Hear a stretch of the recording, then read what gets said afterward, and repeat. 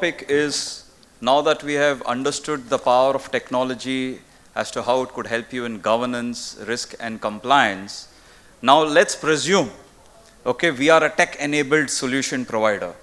Irrespective of a small size firm or a mid-size firm, you have a lot of technology which we actually don't use. Now, we are on a very relevant topic of combating fraud through artificial intelligence, machine learning, and automated controls monitoring. Now, like you and I used to think, with so much AI, ML, will I really continue to remain relevant? Is my job secure? We keep thinking, I don't know, with so many bots and decision making which is happening, how will I really go and audit them? No, but this is good. This is actually helping us, to think a bit more better and sharpen our skills. So that could help you with some certifications as well. But most important, what matters is experience, conferences like this. And so I can tell you, this has not led to any threat to someone, but has actually given more job opportunities. And that's where Mr. Vaibhav Kaul comes in, ladies and gentlemen, who basically is the managing director of Protiviti. I'm glad to let you know that Vaibhav comes with 16 years of relevant experience in cybersecurity, data privacy, ethical hacking, penetration, and SOC digital forensics. Very interesting. He has been to 40 plus countries. So a very, very known national and international speaker. So we are glad that since he's an Indian, we didn't have him to give a visa for this particular conference. But clearly someone who has some very relevant certifications, I should say. He is a CISA, he's Certified Data Processing Solutions Engineer. He's also a Checkpoint Certified Security Administrator. He's a Cisco Certified Network Associated as well. Now, clearly, Vaibhav comes with a lot of experience. Please ask a lot of questions, because someone very difficult to catch on and to make you feel a bit more comfortable and secure. So please put your hands together to welcome Mr. Vaibhav Kaul.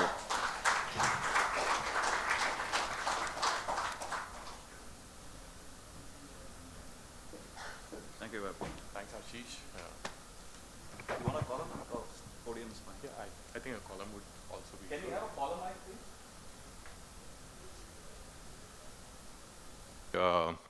I'm really thankful to be here. It's a pleasure to be out here. Thanks, Ashish, and the entire IIA team. Before we kind of start off, I just wanted to have a quick show of hands, just to understand how many of you are from the industry side in terms of BFSI sector, pharma, telecom, maybe a quick show of hands. Okay. And how many of you are like advisors, consultants? All right. So that helps me understand the audience. I'll just take a second.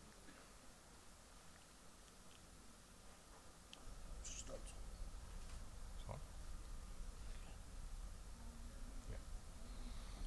So looks like we are all set now. Right. So in this session, we'll pretty much talk about the various type of, we'll start off with some statistics on typical type of frauds, just to get a sense on where we are, why it is all so important to us. We'll talk a little bit about definitions about AI and ML. Then we'll get into some case studies. We'll try and get into some specific type of scenarios where AI and ML are kind of used to perpetrate fraud, right? I won't get into the basic type of frauds that everyone is kind of aware of, typically in terms of transactions and things like that. We'll try a little bit on the new age side of things, right? And then we'll get into certain case studies in terms of how we are combating these frauds, again through the use of AI and ML. We'll try and see if we are able to kind of have some demonstrations here and there, depending on how technology permits us to, and then get into aspects of enterprise level risk management and risk mitigation related factors. Right? So just to quickly start off, quick statistics out here. So we are looking at every $1 that a fraudster makes, it typically costs $4 for the organizations. So it's a huge number that we are looking at. 48% of all email which is sent is typically spam, right? When it comes to cost of a data breach, typically globally the average cost is around 4.2 million per data breach. From an Indian standpoint, it's around 2.2 million that we are looking at. And a good chunk of these breaches, they happen through phishing emails, they happen through compromised credentials or malware-related attacks, right?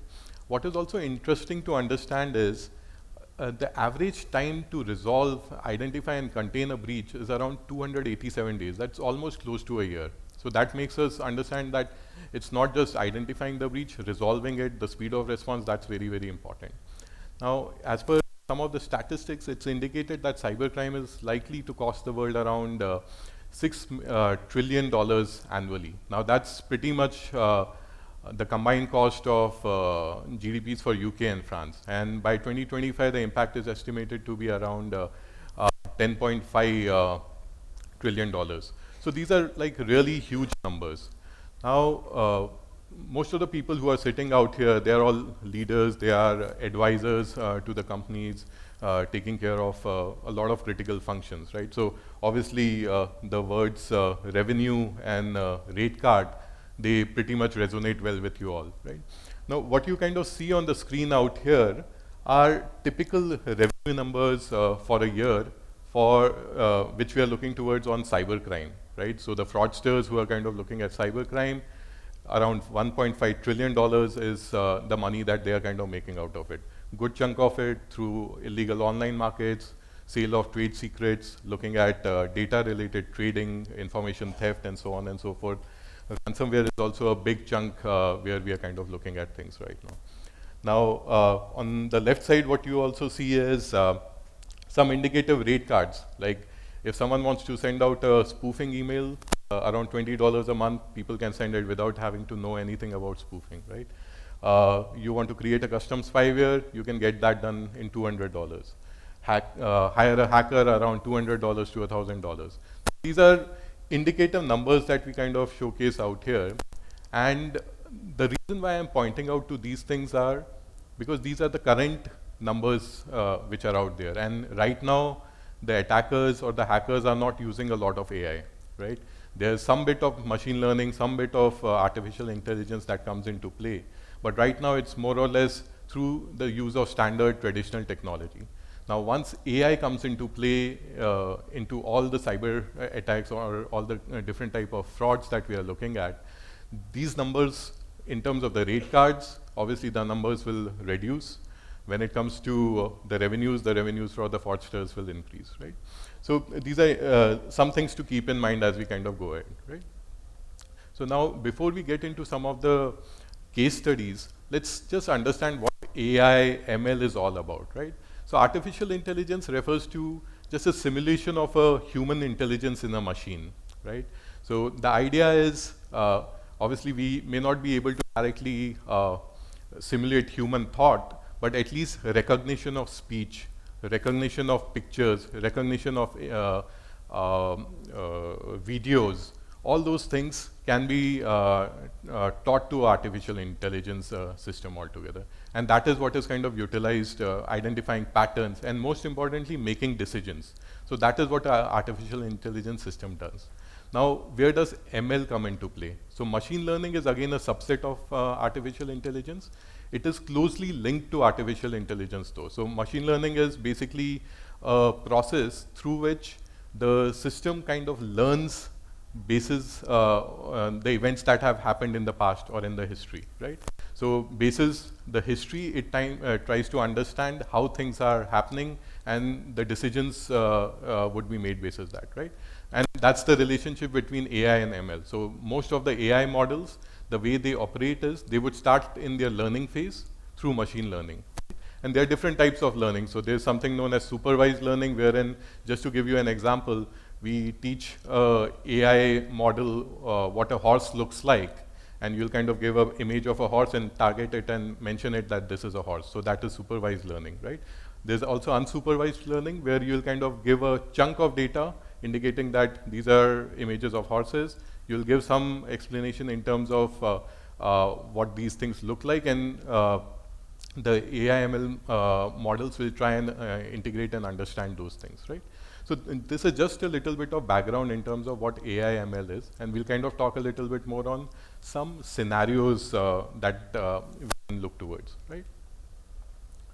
So how many, again, a quick show of hands out here. So how many of us in the room kind of feel that our maybe credentials may not be compromised till now? So I think everyone is cyber aware. Everyone knows that it has been compromised. So I won't really go into that activity. Otherwise, the point was typically, at least in terms of the personal emails, I would say, be it Gmail, be it Yahoo, be it Rediff or any others, typically at one point or the other, they would have been compromised, and you would be able to find the data around that, the credentials around that, which are kind of utilized by attackers. Again, the main reason I'm pointing out to this is obviously everyone knows that everyone is hacking stuff, right? The point is, at this point in time, this is the situation. Now, when we start using AI and ML into these scenarios, how things will change significantly, right? We'll get to the next part of it, right? So I believe a lot of you might have heard of deep fakes, right?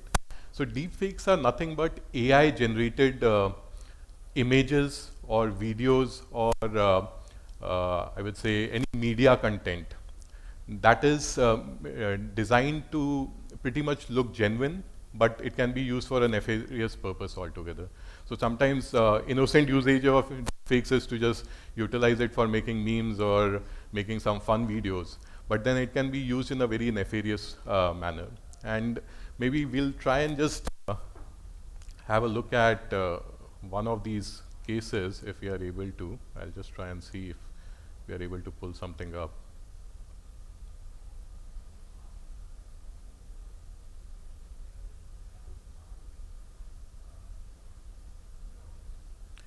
And what I'm trying to show out here is just a very simple video of our good old Iron Man on one side. He's talking about something.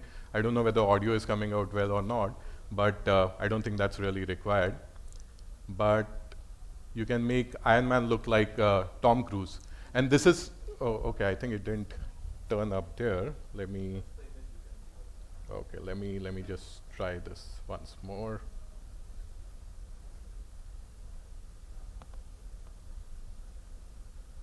It's very easy to create these deep fakes. So the website I was trying to just showcase was a free website on which you can just select any of the current videos available and replace it with any of the celebrity faces that you want to do. And apart from that, you can just maybe pay $5 or so, and it would pretty much upload your picture in those videos altogether, right? And the overall process is something that might just take around 5 minutes to do. It is not something that will take hours and hours of time and something which is very difficult to do, right? And apart from that, on GitHub, there are multiple codes which are freely available for this scenario where you can kind of make these changes. Now, why this is very important for us, apart from the fun bit of things, everyone can have a nice laugh at it, but these deepfakes can be utilized for very detailed social engineering attacks, right? So on a video call, someone can pose as maybe a CXO level person and maybe request for some confidential information from team members. So that is something which is very, very possible, right? Apart from that, disinformation can be spread through this. Say for instance, let's look at a scenario wherein we are looking at a CEO of a company whose video is kind of leaked on YouTube, indicating that he's talking about the company in a negative manner, talking about quality issues in the product, talking about bad QRM related practices within the organization. So these things can have a really adverse impact on the overall organization, right? So that's why this kind of happens to be one important aspect that we need to kind of look towards and keep in mind, right? Apart from that, in fact, these days we talk about the Great Resignation, and now we're talking about a lot of people being hired. All organizations are ramping up their HRs when it comes to taking interviews and so on and so forth. And there's also a lot of talk about moonlighting. There's a lot of talk about fake candidates, right? So you would have already heard about situations where people are trying to say reduce the resolution on the screen so that someone else can give an interview. Now with this technology, it's much easier. The person who is the most knowledgeable person about the topic can just sit over there, and a deepfake of the candidate who's supposed to give an interview can actually be out there and give the interview, right? So these are some of the things that will be really important to keep in mind, and we'll have to kind of figure it out how it kind of goes. I think we'll have to, yeah. Right. So with this, we'll go to the next case study out here. So we'll talk a little bit about AI ML poisoning. So this is an attack where the machine learning or the AI related algorithms, they can be manipulated so that the results given by these algorithms are incorrect. So what you see on the screen is a very old Kevin and Hobbes cartoon, which I kind of feel is very, very relevant when it comes to AI and ML related aspect of things, right? So here, Kevin is straight away happily saying that, hey, I am filling out a reader survey on a chewing gum magazine. See, they asked me how much money I spend each week. So I wrote $500. My age, I put it as 43. And when they asked me my favorite color of my favorite flavor, I said it's garlic and curry, right? And the other guy out here, Hobbes, is like, hey, the magazine should start getting a lot of amusing ads soon, right? So what the little guy out here has done is pretty much, he has messed up the data, and that is exactly what happens when we are talking about AI and ML poisoning, right? So you kind of make the machine learn something incorrectly, and the results kind of change basis that. So we'll just give a quick example out here. So I had kind of used examples of cows and horses just to make things simple. So in terms of machine learning poisoning, what you see on the screen on the left and the right, so as an example, what we have put in out here is, on the left side, the images that you see are images of the horses which are fed into the machine, and the machine is kind of told, okay, these are all horses. So you see that it has 4 legs, it has 2 ears, they're all brown in color and things like that. On the right side, you see images of cows, right? So again, similar 4 legs, but they're white in color. Now, typically, when this kind of input is provided, the machine can make errors. And what would be your guess? So in the learning phase, if we kind of give this type of an input, and when the machine is fully trained, after that output is required and we kind of show a picture of maybe this cow, what would be the answer that the machine would give? Typically, in this case, it would say it's a horse, right? Because the machine would always look at the most common parameters out here, right? So they're looking at, okay, both of them have 2 ears, both of them have a tail, both have 4 legs. But one is brown in color, the other one is white. So maybe the brown one stands for a horse, right? So this is how exactly machine learning poisoning really works, right? So, and that is what we need to look at in a longer run, while AI and ML related platforms are taking a lot of precedence. They're pretty much there in most of the technology stacks that we are using, be it on cybersecurity end, be it on looking towards any automation related aspects, right? And while this may all sound like a nice theory out here right now, saying that, hey, we are still in the early days of AI and ML, right?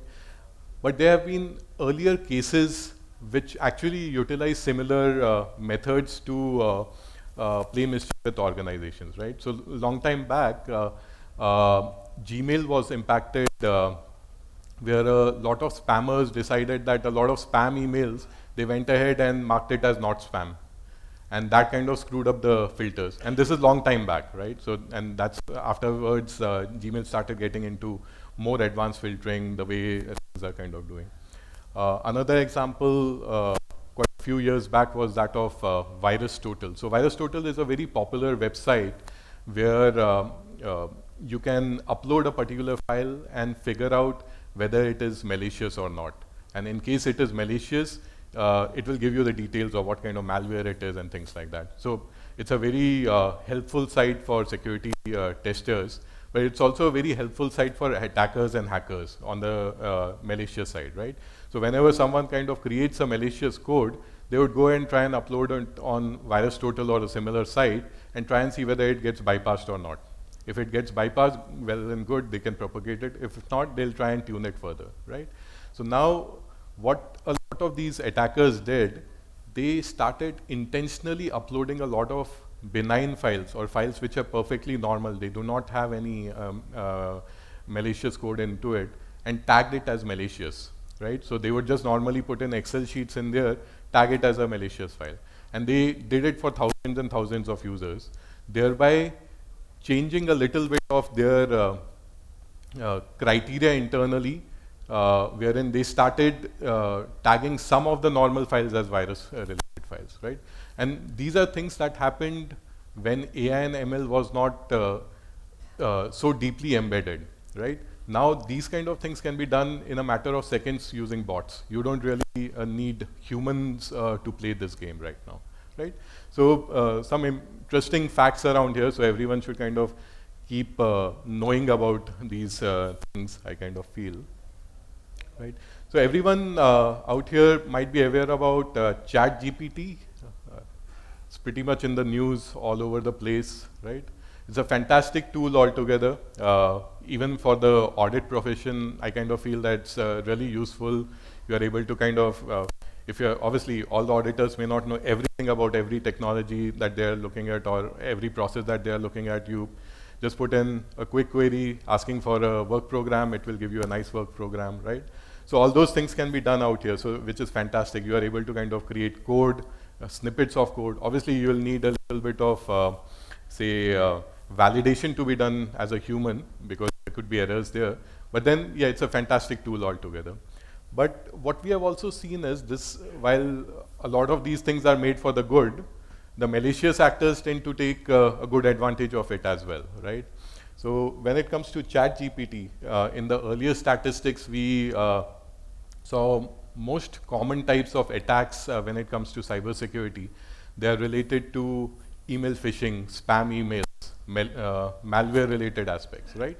So people are able to use ChatGPT to weaponize a lot of these things, right? Say, for instance, you are able to kind of, the first, say, step towards a malicious attack is to actually go ahead and create one of those perfect emails that entices a person, right, to click on something or to share some information, right? So those things can be fully automated with ChatGPT. I don't know, from the tech side, do you think we might be able to change the screen now? Is there a possibility of it?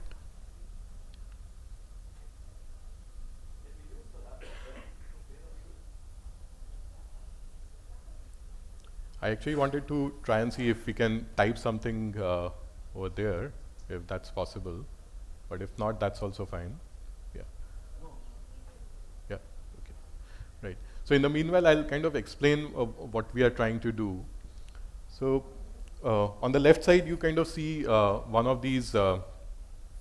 Obviously, I don't think it's very visible right now, but then, yeah, perfect. That screen itself. Yeah. I think you got it. Exactly. Yep. Right.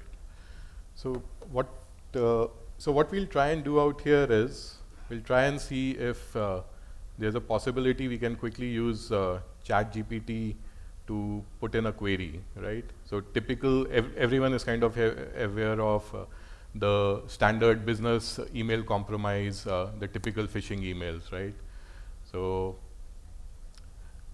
we can, if I'm a malicious actor, I can have ChatGPT as my friend to draft a lot of these things, right? So I've just put in a note out here saying that draft an email to the CFO requesting to transfer 70 lakhs to the new bank account, mention that the previous account to ABC Bank is suspended for some reasons, right? So let's see if ChatGPT is able to help us with this, right? And typically what you kind of see in the past, a lot of these emails that malicious actors would send would get easily detected even by humans, because they'll have spelling mistakes, or they will have situations wherein the punctuations are not proper, or the salutations are not proper. So with this, it's like a perfect email written by a professional, right? So you can't really go wrong there. Now maybe we'll just go to the next step. So this email has been sent, and let's say that we got a reply saying that, hey, we can't make the transfer because the CEO is away or the CFO is away. So we'll say, let's reply saying that the amount needs to be transferred soon, else we shall discontinue the services. Right? So I'll just do a spell check, though I kind of feel they'll understand still. Let's see.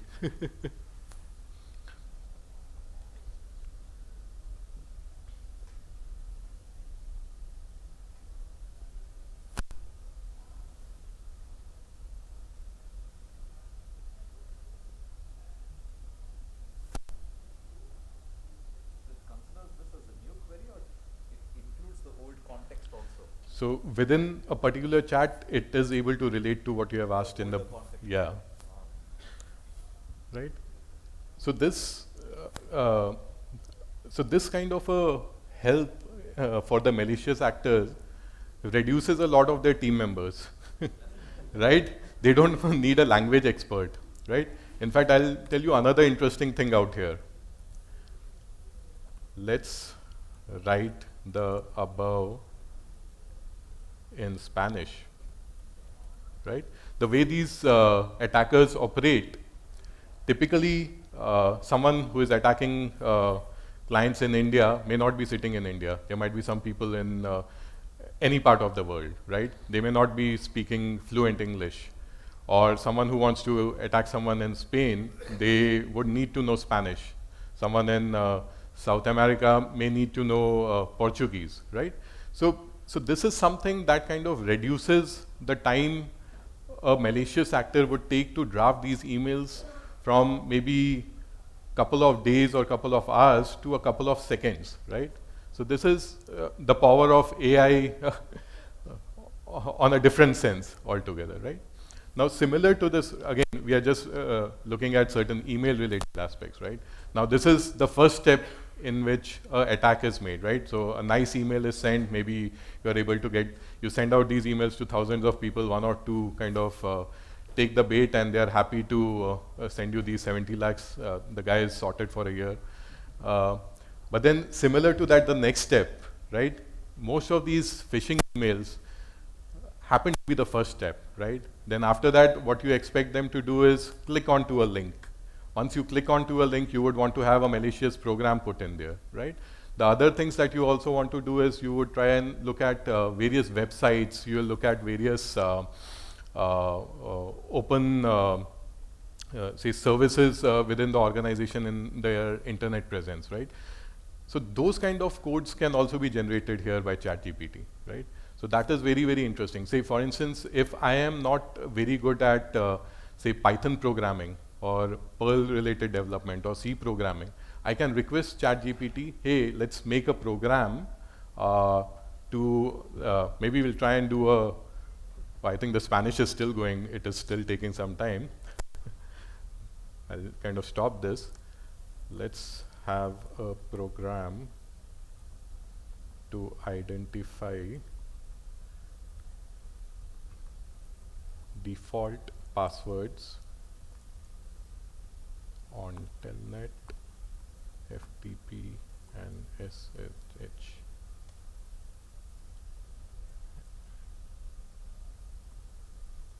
Okay. So let's see. So we are requesting ChatGPT if we can kind of create a program to identify default passwords on Telnet, etc. So while it is kind of saying that, hey, maybe I can't do it. So, but obviously, so maybe the filters have worked in this case. Let's see if we say, let's have a program in Python to identify default passwords as a training program. Obviously, there are different ways of trying it out. It may work, it may not work.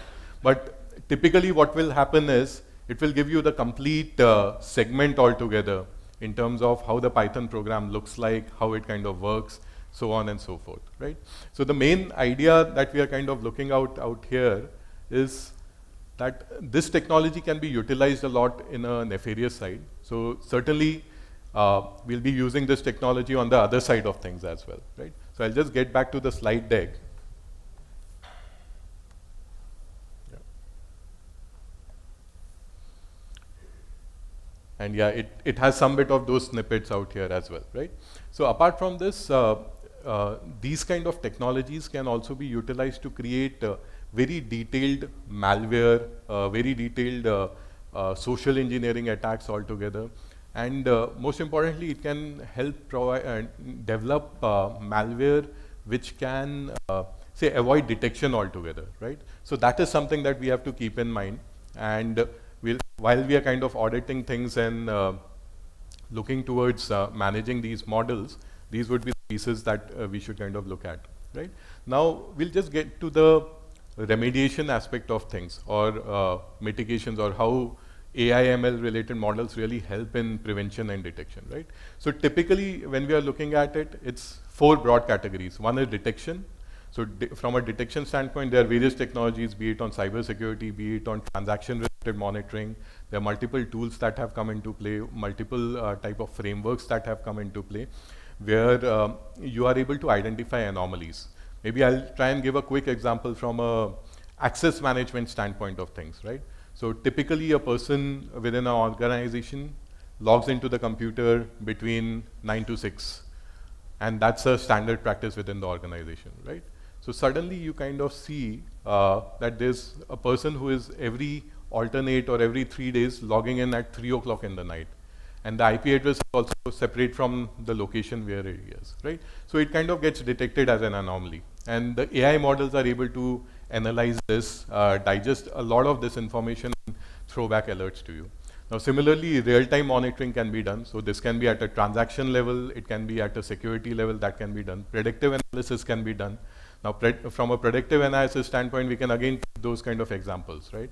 Say, for instance, before a particular hack happens, there are certain type of things that we'll look towards happening, right? So the model is defined in such a manner that, hey, if you see on the firewall that there are multiple type of port scans that have happened, then certain other logs also indicate that after the port scan, certain telnet ports were open and someone kind of got in, right? So those kind of things, it will note as anomalies, and it can predict, okay, over a period of next 3 hours, what can happen, and it can give a quick alert so that you can go ahead and mitigate it that and there.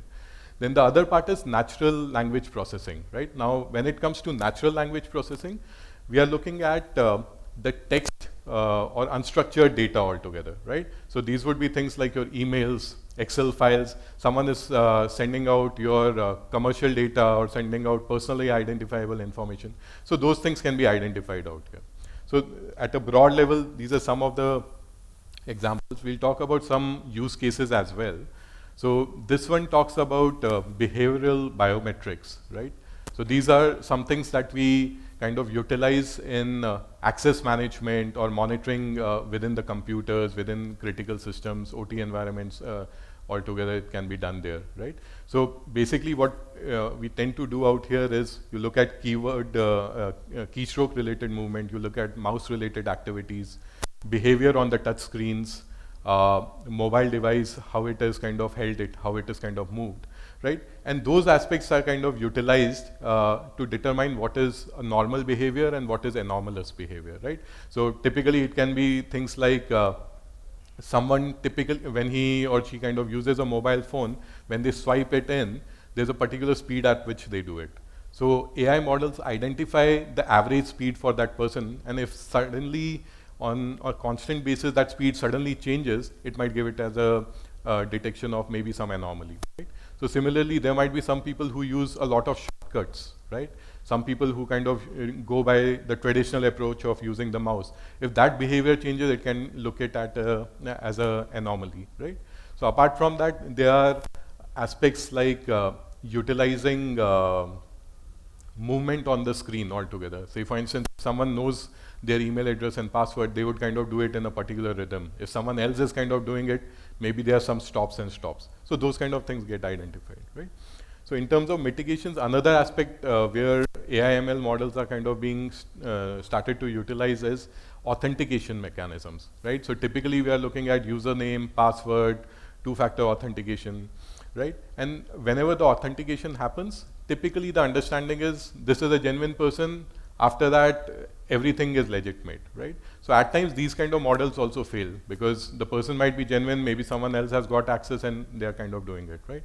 So through dynamic detection, there are certain processes which can be done wherein someone kind of logs into the machine, but then after that on a frequent period of time, it would continuously keep checking in terms of the behavior, like we kind of talked earlier, maybe keystrokes, maybe the visuals, to continuously determine how whether the person is authenticated or not. So this is another use case from a security standpoint of things. Again, we talked about identity, looking at various factors where things are at in the last 24 hours, where was the device, who kind of accessed it, how long was the access done, where the IP is accurate or not, whether the addresses were accurate or not. So these kind of things can be looked upon as broad factors to determine pieces. Now, in typical digital KYC related segments, again, AI/ML is kind of started to be utilized. Obviously, you'll have your eKYC, you'll show your Aadhaar card, your PAN card, you'll have your own picture, you'll take your selfie. A lot of machine learning, a lot of AI-driven analytics is kind of going into this segment of things as well. And a lot of pieces related to fraud detection within this as well, right? So with this, we'll get into a very broad aspect in terms of enterprise fraud management systems, right? So broadly, it's not like just one system that helps you out in taking care of everything, but it's a collection of multiple systems collated together, integrated together, where you are able to get the information in one go, and then utilize AI and ML models to determine how things can be utilized in a proper manner to determine frauds, right? So in this particular case, what you see on the screen is your typical setup within a corporate location. So you'll have your CRMs, ERP systems, online portals, mobile apps, web apps. So inputs from there go to the centralized location, and after that, the analysis of your system-based logs, application-level controls. So obviously, in the banking side, in manufacturing, wherever we are kind of looking at various type of red flag analysis and controls. So those controls are kind of mapped together on it.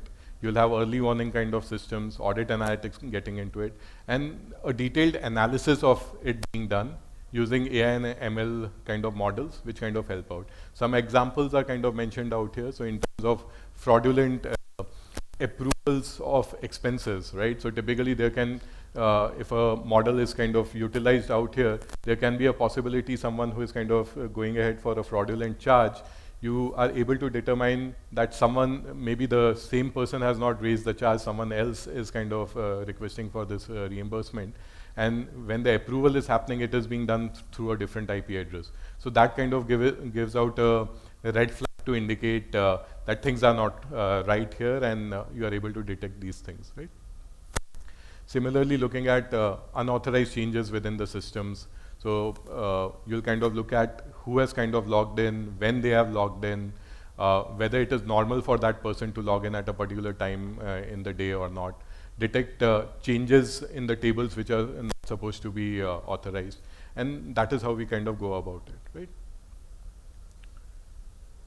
We'll come close towards the closure of things, and we'll just talk broadly about some of the mitigation related factors when we are looking at AI and ML related setups. Obviously, when it comes to process related controls, things pretty much remain similar, right? So you'll need to have policy level controls, you'll need to have business level controls, periodic assessments, response is very, very important at a broad level, and preventive and monitoring controls altogether.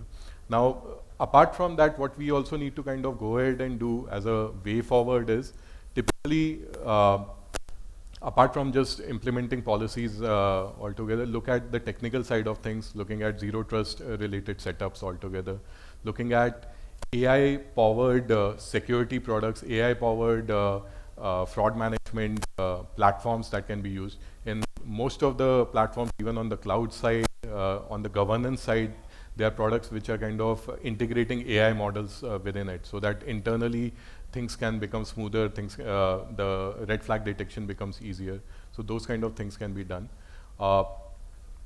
Then the main idea is, especially where organizations are developing AI models within their setup for their own use, the main idea should be that it is secure by design itself. The way the AI models are trained, it should be done in a manner that the right amount of data is kind of provided. There should not be an issue of garbage in, garbage out. We are kind of looking towards having accurate information given to the AI models, and then having repeated training of the models, looking at adversarial trainings where wrong input is kind of provided and tagged as wrong input, so that the model understands those kind of things, right? And apart from that, at the end of the day, like for everything else, security awareness to all our team members is critical, the human link always being the weakest. While AI might help solve a lot of things from a technology standpoint, even the human element related aspects might get a little bit reduced, but still awareness is going to definitely help us all in this. Right? So with this, I would just conclude this session, and I'll be really happy to take any questions that you may have.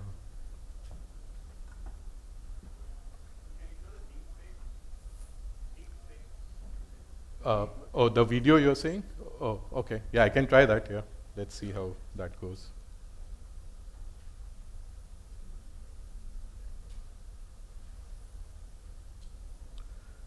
On this side, this is the actual video that you have with our good old Iron Man. And on the left side, what we have kind of done is, we have just replaced his face with Tom Cruise, right?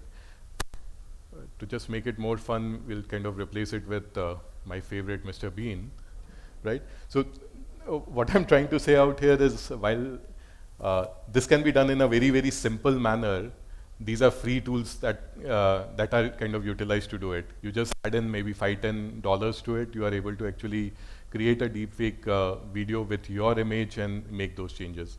In fact, there are GitHub libraries. If someone is fairly decent in getting things set up in compilers, you can have those as well set up. Obviously, there will be certain need of a certain type of processing power within your computer, but those kind of things can also be done. Yeah.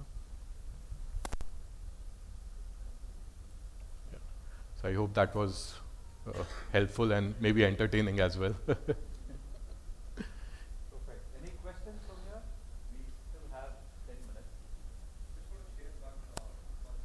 Can you get him a cordless mic, please?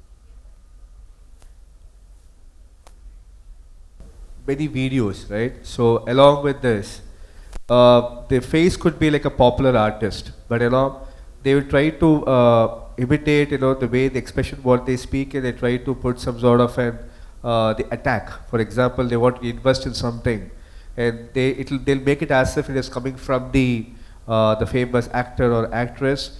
But when you closely watch what they speak versus what is going on, the subtitles or the voice that's coming on, it's completely contradicting. There's also a similar, as exactly what you showed up, right? So there's a lot of such trend is coming on in terms of how to manipulate with the faces of the artist and trying to get the money from the people on social media.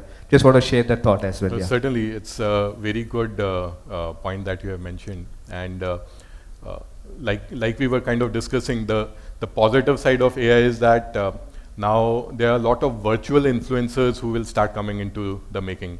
Now, typically people on their own would are kind of posting their pictures, videos. Now you can have a virtual avatar of them and do the same things on social media and get away with it, right?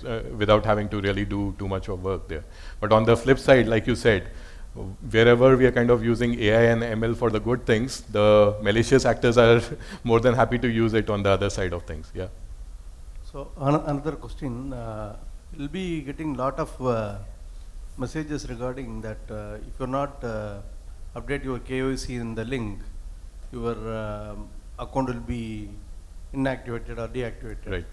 So this kind of mails, how will we able to understand whether it is fake or? Right, that's that's an interesting one, certainly. So typically what happens is, obviously simple rule of thumb is, whenever you get any email that you do not know where they are coming from, do not reply to it, do not action on it. I do keep getting thousands of these phones every now and then, talking about KIC, talking about my tax returns not being filed and things like that. But wherever you kind of get these things where it may also be a genuine case, it's always best to just validate it with the source by calling back to the number that you are aware of. So typically that is how we can do it. In the corporate side of things, on the corporate side of things, obviously there are tools and mechanisms which are there to reduce the incidence of a lot of these mails. So there are setups known as SPF, Sender Policy Framework is something that needs to be set up within email filters. So a lot of these emails may not come in. But for SMSs, typically you will keep getting that. If you're using an Android phone or an Apple phone, sometimes they might give an indication that maybe it's a suspicious one. But then simple rule is, if you're getting any email or message that seems to be important, especially if it kind of gives you an idea that something needs to be done urgently, just hold on, take a nice breath, and call up the real source that you know of and get it validated. No, no, and actually, just to that point, we are so much viewed with so much tempting offers. Yeah. So that is one of the red flags. You know, one which is too urgent to reply is a red flag. One which is extremely tempting offer, hard to believe, is a red flag. And clearly, you know, websites where you don't have a HTTPS, please don't go and use it. These are Right. some obvious simple things. And there are quite a few places where they actually send training emails to check that are you really behaving the way you should and are you vigilant enough, and basis that then further trainings are given. So I think, as Sir rightly suggested, knowing is better from an unknown person is definitely a devil, but a known person is better. Right. And like Ashish said, anything too good to be true is not true. Not at all. One thing, banks don't send such messages with any link. That is, you should be aware of. They Right. never send such messages. Don't never click the links. Certainly. That is always fake. Certainly. Certainly.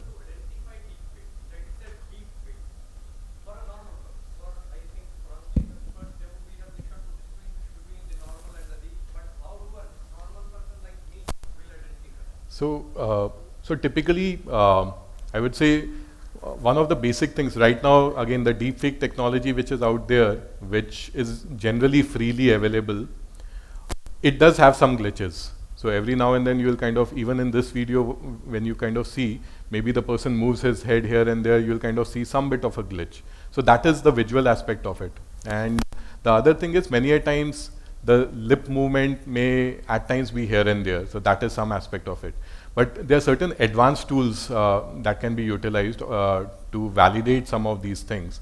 But we'll have to kind of look towards why someone is kind of sending us these videos, right? So if it is coming for general consumption over the social media, then obviously we don't need to worry too much about it, because that's how things are generally. But if someone is sending something very personal to you as a direct link, so you might need to actually take some professional help around it. Apart from the fact that if you are not able to directly get it validated, just looking at it and hearing about things, right? So there are some tools which are able to even identify deepfakes, as well as tools which are able to identify things which integrate to things like ChatGPT and all. So there are some frameworks around that also which are available. But then that would need a little bit more of analysis than just a direct look around it. Yeah. Okay, so clearly, I think we need to start learning to suspect everything now. You know? So as auditors, we were never trained to, you know, go into something to predict some internal fraud. But literally everything that you get, we need to take it with a pinch of salt. While each of them have some good advantages, but clearly there are some bad problems as well. So I'm glad when he said a GPT that give me some codes using Python, at least I could then think it behaved a bit responsibility, and I Right. thought of saying, is it ethical GPT? Right. And very recently, you know, when I was driving the car in Radio Mirchi, there was one ad which it said, actually it's a real case, huh? One financer who was due 80 lakh rupees to a particular company denied paying the money in spite of it having it. It apparently used ChatGPT and said, please draft a nasty, threatening email for collection of money. That email was drafted, it went to that person, and that person immediately, with the threat of that email, transferred the funds. This is real examples of what's happening around us. So while very, very interesting, insightful, I'm sure each of us must have got a lot of ideas of what we need to be aware of, rather. And some of the interesting bits on data poisoning was also very interesting. The machine is as good as we teach it, right? So I think clearly we are very secure. Sir, as long as you tell me that the money in my bank is safe and the data on my phone is good enough, I don't really care too much because I don't have much to hide. I'm sure many of us are here in that state of mind as well. So on that note, ladies and gentlemen, please give a big round of applause to Mr. Vaibhav Kaul. Thank you so much, sir. It was very, very Thanks a lot. insightful.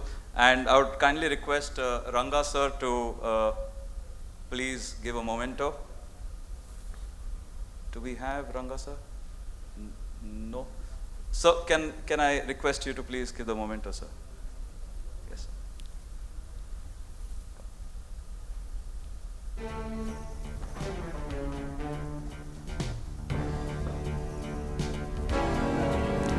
Thank you. Thank you so much.